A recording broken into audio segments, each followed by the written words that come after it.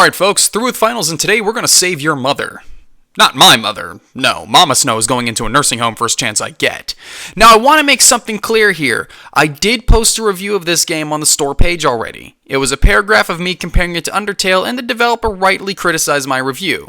So I want to put it out there, this review is not retaliation in any way against the developer of this game. But I admittedly did a half-assed job on a paragraph of text over a game I didn't like, so now I'm going to give it a full in-depth look. So the game opens with an expository text scroll cluing me into the story. Pretty much there were some gods and they fought each other, and the remaining ones decided to go away. They left behind the Elo Hell Cube, which serves as the magic MacGuffin for the story. As is the case with all magical trinkets, several have gone after it, but none have succeeded. And of course, it faded into myth. Now enter our main character, Alice. She had a nightmare that inspired her to... You know what? Let me just stop things right here. What does her being a scholar have anything to do with the plot? The cube is already a myth, and as a myth, reason would have me to believe people have heard about it before. In fact, the exposition makes mention people have gone after it, so people know where it is. So Alice went to college and don't need no man, and is now known as the Silver Scholar because she's got silver hair, and her dad is dead.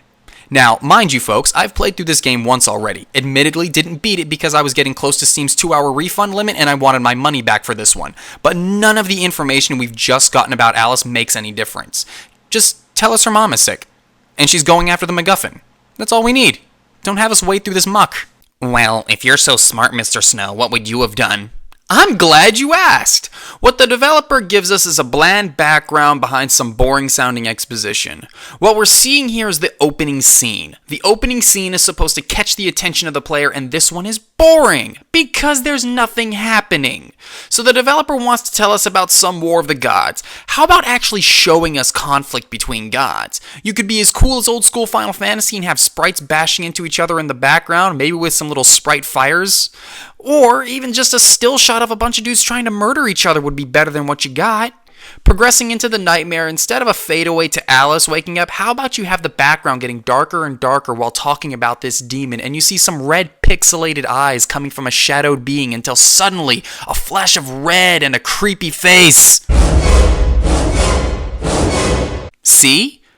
Now the audience is feeling what Alice is feeling. When the game kicks off proper, we're in Infinity Mountain looking for the MacGuffin.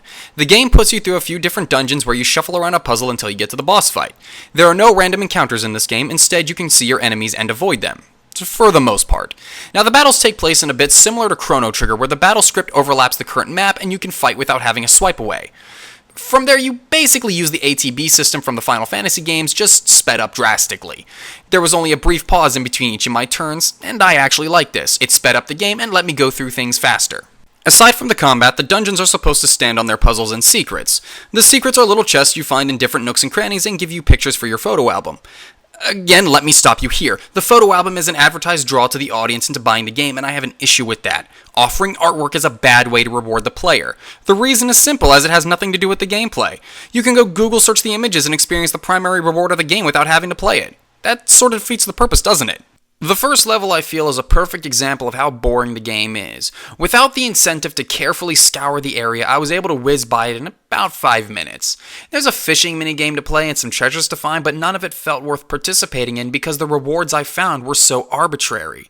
The Team Rocket puzzle in the second room took me a minute, but it wasn't hard to figure out the correct path.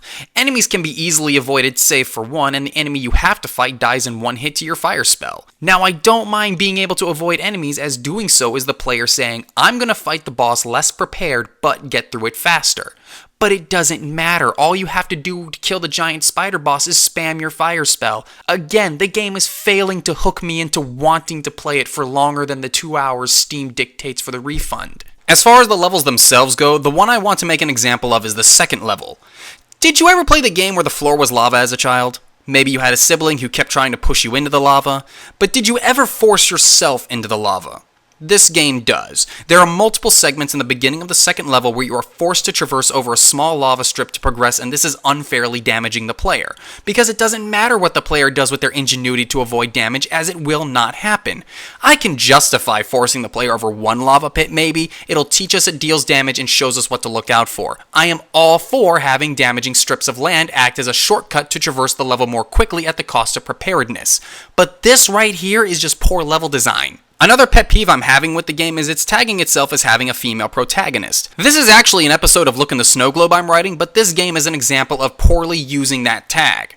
What does Alice having a vagina have to do with the plot at hand? A line about being flat-chested from some bitch? What has the game established about Alice? She's a scholar and she's trying to save her mom. Nothing she is going through pertains specifically to her gender in any way. It is just a pet peeve, but it irritated me and affected my opinion of the game presented nonetheless. So just a quick PSA to all developers out there, stop trying to make a big deal about having a female protagonist just to try and win points with whatever crowd you're trying to win it with. If you're going to advertise your game as you playing as a woman, do something with it. I try to spoil things as little as possible. Shut up, I do. So I'm gonna stop right here and make clear the point I was trying to make in my original review on Steam. This game is not that bad. It just isn't worth $10. You remember that game Undertale? That game that got nominated for several awards this year? That game that's also $10?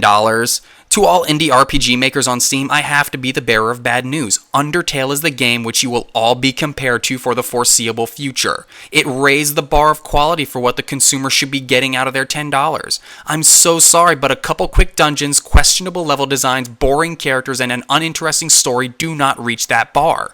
That's really my only true beef with the game. I've definitely reviewed worse games that cost more made by bigger companies, like Arkham Knight, but as a reviewer and critic, I'm trying to guide my viewers, however few in number they are, to get the most for their money in each purchase on Steam. This game is not the most for their money. I would be generous saying $5, but personally, I'd only pay about $3. Maybe if you've got the money to blow, go for it. Otherwise, wait for a sizable sale on Steam if you can even remember this title.